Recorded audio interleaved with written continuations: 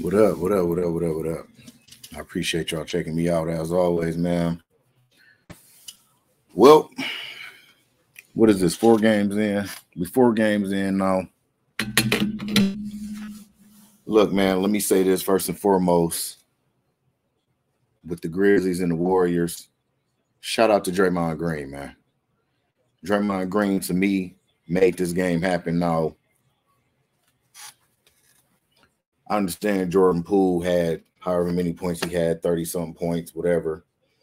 I understand that they had a lot of help referees tonight, to be honest with you. All in all, though, Draymond Green played a really solid game on both ends of the floor. He knocked down a tray ball. It was one tray ball, but it was a huge tray ball.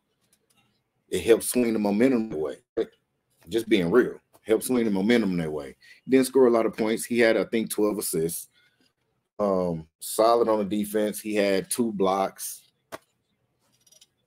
12 rebounds, 12 defensive rebounds, right? And this is the Draymond Green to where if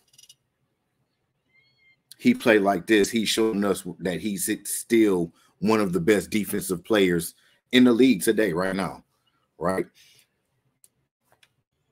Now, can he keep that up on a consistent level? I don't know. Maybe in the best of 7, I think that he could at least be able to maintain long enough. But as far as the Warriors, all in all in this game, man, this is what they need to do in order to win. This is the Golden State Warriors team that is practically unbeatable. I think when we're talking about as far as team for team, the Boston Celtics, they are the only team who could possibly match the Golden State Warriors. But if they're playing at this level right here without Steph Curry and Andrew Wiggins, this is a very dangerous to beat. Now, again, dangerous team to try to beat. Now, again, they had a lot of help from the refs.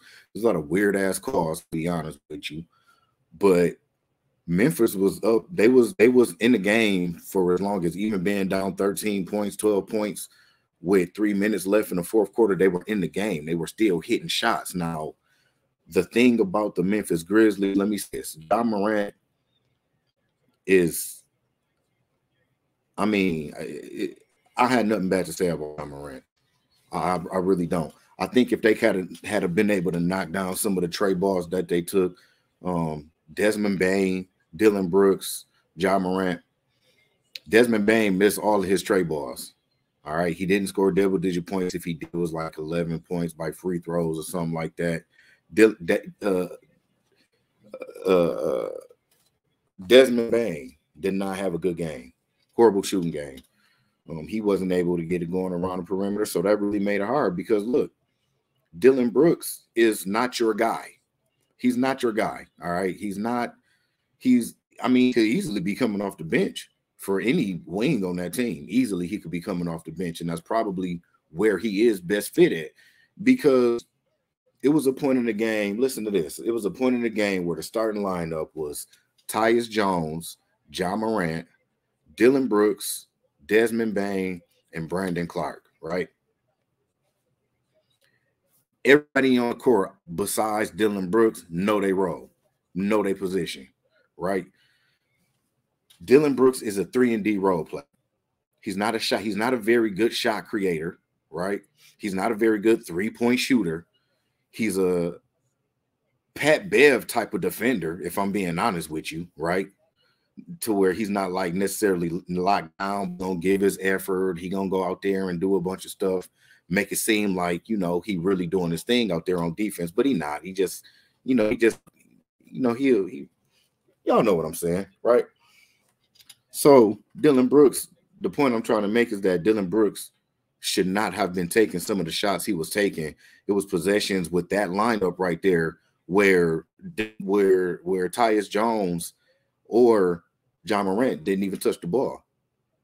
You got the 2-point guard, your best playmakers out on the court, your best game managers out on the court, and Dylan Brooks, for whatever reason, feel like it's time for him to control the ball. And it's not. Dylan Brooks is a guy who need to kind of try to learn his role. I know I got a lot to say about Dylan Brooks. Y'all know, some of y'all know, right? But all in all, I think one of the biggest issues is that they just didn't knock down their perimeter shots. Ja Morant is not.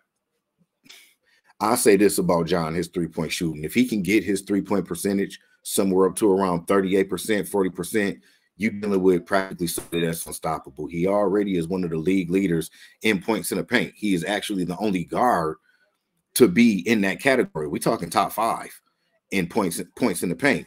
And Ja Morant's ability to be able to control the tempo of a game is really ridiculous, but it depends. I mean, it's a better level than even Giannis or Luka's, right? Because to me, these are 3 of the best. I think these are 3 of the guys who determine the pace of the game, right? To me, you got Ja Morant, you got Giannis, you got Luka, and I think that Ja Morant has potential to be. I think Ja Morant has potential to be the best game manager in the league, if that's what you want to call it. I really do. I think his ability to be able to shift the momentum and tempo at any given second. I mean, I think his ability to get to the rim. Listen, if he can improve his three-point shooting to open up the floor for everybody else, maybe for other guys like Dylan Brooks or other slashing guys, wings that they have, even Jaren Jackson, which we'll get to him in a second. If he can up his three-point percentage and be even more of a threat from downtown than he is, I think we got a top 5 player in the league, no questions asked. I'm gonna just be real. That's my 10 cents on Ja. I think if he can improve his three-point percentage to somewhere between 38-40%, we looking at a top 5 player in the league, no questions asked. That'll raise his scoring average up. We know he can rebound. We know he can play make for his teammates. Speaking of which, Jaren Jackson has to figure out how to be more in control. He got to learn to be more in control of himself. He's such a wild player, man. He got a lot of potential. But even his offense, he takes wild-ass shots, ill-advised shots where I'm looking like, even when he can knock down these stray balls, but I don't think he should just take them the way that he take them, right? I think he should be a little more patient. Let the offense come to him. Same with defense. He got to clean up his mental mistakes. Jaren Jackson really got to clean up his mental mistakes. He picked up a lot of fouls, and that's instantly fucking with the way that they can run. They can play on offense and defense, especially in the playoffs, going up against the best teams, right? Steven Adams is a very solid player, one of the best offensive players in the league, if not the best. All